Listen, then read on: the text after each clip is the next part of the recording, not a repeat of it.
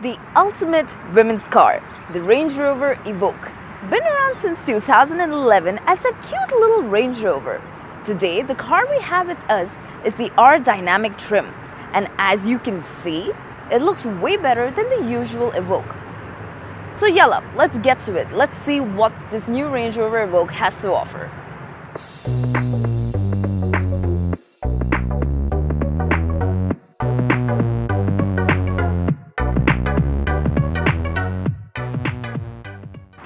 Our keyword for today is going to be stylish. Beginning with the front, we're looking at matrix LED headlights, and the car is the R Dynamic trim as mentioned in the start, and that's why you look at so many black accents around the car, beginning right here with the logo in black.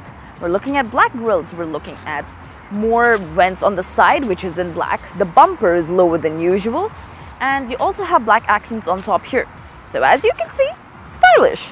Moving on to the side, you have 21-inch gloss black rims, but what I love about this is the cute little detail that they've gone into, which is on the tire valve cover, which is the British flag. I think that is such a cute little detail. Now the front and the side are very chic and very cute, but coming over to the rear is when we're going to look at how the car actually changes, and that's where the style usually takes place. So for me, the front and the back are the most stylish parts of it. The side, not so much because it looks a little compact. But then again, that's what makes it cute and stylish. Alrighty, so hopping to the back. As you can see, the R Dynamic trim really shows well here because of all the black accents. We have all black Range Rover here. The name Evoque also in black. And right under that, you do find a little badge that says P300. What is the P? In this case, it is petrol.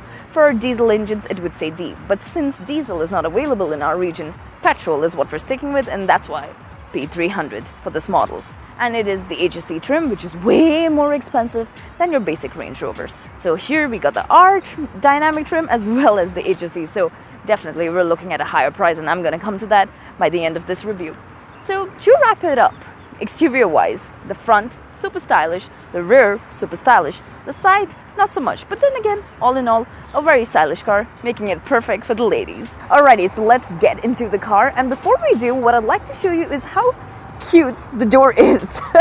Everything's cute about this car. Alright, so for me to be unlocking, as you can see that the handle is seamless on the door, and I can't press anything to open it up. So what I need to do is unlock and it pops out. So it has puppy handles. And I would be getting in, and if once I'm inside and I lock the doors, they go right back in. So that's really cool. Yalla, let's get in. Alright, so now that I'm inside the car, the first thing I'm gonna notice is the smack of luxury in your face. But that comes at an added cost. So for instance, what I mean by that is this has 2 screens. That's the first thing I'm going to notice as soon as I sit in. But the basic Evoque doesn't come with 2 screens. The lower part of it is more manual. And the next thing that I'm noticing as I look around is suede roof liners. And that feels so nice and velvety. And also the visors are covered with that. And now that I'm here, the mirror here is also really nice. It has a little light. So ladies, that's probably what you're going to need for all the makeup, etc. So a really cool roof liner, feels really nice. And coming to the color, I love this as well. And I also noticed that the seat has the British flag pattern on it. That is very interesting. So remember the tire cover valve on the outside had it, and it also has that here. So really well done on that. Little details is what matters. Alright, so enough about how it looks as soon as you sit in. Let's get into what the interiors really have to offer. Alright, coming to the steering wheel. Now, the first thing I noticed is that it's a little longer. It's more oval shaped than rounds. I don't know, it seems a little long. Heads-up display comes again at an added cost.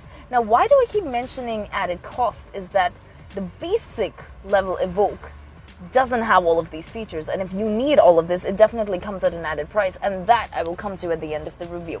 All right, moving on. What's on the left of my steering is controls for my instrument cluster, which is all digital in this case. And it also helps me for controlling infotainment. Now, these scroll buttons are buttons as well as touch, and that feels really nice because if you want to increase or decrease volume, you can either press the buttons or you can just swipe around it. So that feels really nice in clock and anti-clock. And on the right hand side of the steering, we have our speed limiter and cruise control options and lane keep assist and etc. other pretty safety features. Now this specific R dynamic trim comes with paddle shifters, the regular ones don't. And what else is on this side? Alright, we have 16 direction seat adjustments, so you can literally go in every damn direction that you want. And you have 3 memory profiles for the seats, and of course here are your mirror controls, etc. Alright, let's hop on to this side of the car. Cool, so center console. 2 screens, it's called the Touch Pro Dual because you wouldn't get the bottom screen in the regular one as mentioned. The one on the top controls infotainment, navigation, phone, etc.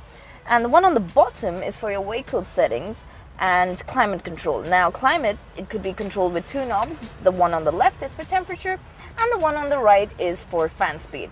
It also has different vehicle settings like traction control and descent, etc. So that's right here. Now the gear shifter has P as a little button, so as soon as you press that, the brake also engages. That's your parking brake engages. Now when we come on to here, this is where my problem lies with this car, and probably one of the negatives because I use this area a lot on a usual basis in regards to storage. Number 1, I don't know what this is. I genuinely don't know what this is. So is it a tray? What is... I don't know. And right under that are the cup holders. And you have 2 sizes for the cup holders, a smaller one and a larger one. Cool. That's nice. But what is this? And weirdly, the instructions tell me this needs to be sitting in the glove box. So only when I want a tray is when I'm going to use it here. And it takes me forever for it to like sit in. Now, Land Rover should have just been smart and made it slide or something better than this. Because this part kind of just kills the entire look of the center. So this is something I genuinely dislike. And the next thing, which gives me a problem, see, we're stuck with it again. Alright, the next thing that gives me a problem is this part. The armrest. Now, I don't know what this is. I don't know what this is. It doesn't make sense why it splits. I feel it should have just been one whole unit, and if they're trying to go with the look of an armrest per se, like so, it doesn't really work. This doesn't really work. Now, if I want to open the whole thing, I need to open them individually yet again. So this happens, so they don't even open together. Now, the storage wise, yes, the volume, there is enough of space here, but just overall, the fact that this is pretty heavy, you open one at a time, and this area is what I actually am disappointed with in the car. But other than that, the center console-wise, really cool. Let's hop over to the back and show you how spacious this car actually is. Now I'm in the back seat. What's the first thing I realized is that I'm not crammed up. And that's really surprising because this car kind of gets smaller as we go to the back like a little fish. But it's spacious. So I feel like I'm in the belly of the fish right now, but this part is actually really spacious, and I think that's kind of compromising on the boot space. Now, what's around me? The first thing that you're gonna see is my favorite sunroof, because the panoramic vision again is just so nice. It's just the whole thing right around there. And for people sitting in the back seat, or the kids, or anyone just seated here, this is such a nice view to have. Beats the driver's seat like any day. I would actually prefer being driven around here. Now, what else is around? We have USB charging ports, 4 of them. We got 2 on each seat, and this comes at an added cost. And here, 2 at the bottom. This is the standard. You have 2 AC vents. And in regards to storage, we do have cup holders here, which could be folded right back inside. So yeah, that's pretty much it. I'm gonna hop back in front and we'll discuss more about the car. Alrighty, coming to features, and my favorite feature in this car is right up here, the panoramic sunroof. Now, I honestly have never seen the sunroof as clear as this. It is seamless, the panoramic vision is beautiful, and it is huge. And I don't know, this just gives the car a whole different feel, and when you drive it this open, daytime, at night, it doesn't matter, it just gives you a really nice feeling. So I really like this. Favorite feature, hands down. Now, something I wish that was there in the car is to probably push up that luxury one notch higher would be interior lighting. It actually doesn't have that. Probably it could be added on, I'm not sure, because that's not present in this car, and I feel this car is pretty high up in regards to luxury. Now, what else do we have in regards to features? In infotainment wise, we're looking at our Apple CarPlay, Android Auto, etc. we do have, yes, this is what I have to be telling you. The car modes, the graphics, the way it changes when you select each mode. For instance, when I'm on Eco, it has nice green trees. When I get onto Comfort, it has the northern lights. And if I were to get onto something like a sand program, you look at desert dunes. So that's really interesting, and it kind of adds these little details, makes you feel good about this car. Alright, coming into safety features. Now, something which is so important for this car specifically is the blind spot monitoring. And that is because no matter even when I check my shoulder and I'm looking over to check my blind spot, I can't see anything just because that seat pillow kind of crunches and gets so compact that it gives me really low visibility as to is there a car there, is there not. So I really need to be depending on the blind spot monitoring. Now, it also has a bunch of other features, let's say lane keep assist, adaptive cruise control, speed limiter, lane departure warning, has park assist, 360 surround camera, and a bunch of other stuff. Honestly, all the things that you would need in regards to safety, the car has it. But something that you really need to be relying on in regards to safety is the blind spot monitoring. It is actually very important, specifically for this car. Alrighty, so let's drive. And I like the gear shifter, so it is nice. And as I mentioned, the parking is a nice little button, so you can just press that and you are into parking. Now, the engine on this is a 2.0 turbo engine, 4-cylinder of course, so you can actually hear that turbo working. But now here's my issue with it. It doesn't really respond. Now, I'm rolling at 30. I'm still stuck at like 84. So for all that pushing, it doesn't really respond. I feel like there is a lag with the car responding. I don't see that immediate response. Like the minute I hit the gas pedal, it doesn't respond. It takes a good second or two to actually respond to what it needs to be like. Your 0 to 100 is quick, to be honest. It's about 6.6 seconds. And that is actually really good. But then again, my whole point of telling you about that lag and responding is that you feel like the car is slow. You don't feel like it's doing that well in regards to how it responds. Now, I've been driving on comfort mode. You do have different drive modes, like I was showing you around the features with their different graphics. So you have eco, you do have dynamic, etc. But then again, it's still, I feel a little underpowered. That's the right word I'd use, because I don't feel that Range Rover touch to this car. I feel it is a very basic entry-level Range Rover, so it doesn't really live up to the name of the big mean Range Rovers. Probably because this is a girly car. Then again, I wouldn't really be the one to be judging about it, but this is what I feel about it, and it's pretty much a personal opinion. Now, in regards to how this handles really well, that's something I would definitely give it a plus for. In regards to smoothness, definitely also pretty good. And I'm at a red light right now. I'm going to be hitting the brake a wee bit, and it gets into hold, and that is brake hold. Now, for me to disengage, I need to just be hitting the gas pedal oh so slightly, and that disengages. So it kind of puts you into your safety feature of keeping the car stationary, even though it's on D. Now, what else is really good about the car is the fuel efficiency. It is actually pretty fuel efficient. Of course, you shouldn't be pushing it around too much, and any car is going to be fuel efficient.